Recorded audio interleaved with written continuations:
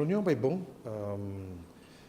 passa over die expectativa para o período novo adicional aqui, e também caminha com onda por contribuir de nos banda e que pode entrar e vai de parte de nós como companhia de utilidade que está água e produzir corrente.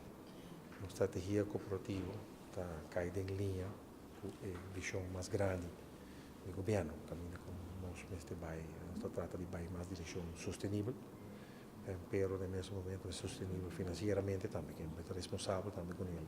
O pensamento mais grande também, com o país e para mim, não somente o povo também, em parte de educação e uso e demanda, e também pensamento de região, mais regional também, para assistir essas outras também, por sim, o que nós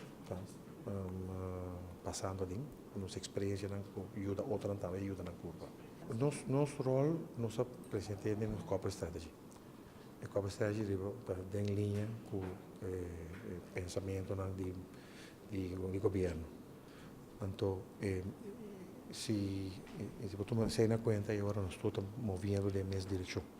Nós estamos morando em contrário, arriba outra direção. Vai haver riba diferente iniciativa nós estamos bezig com passar riba e pensamento e estratégia que nós temos diferentes iniciativas nós estamos bezig com e vai over nossa papo tiki over tudo ancrado em pensamento.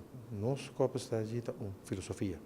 Então filosofia é botar hasi proyecto nang puta mara so mes de filosofia é indiferente ni nang nós apresentar da biogás e outra de biosa elétrico e tem mais que nós está bezig com elaborando e rollout do futuro.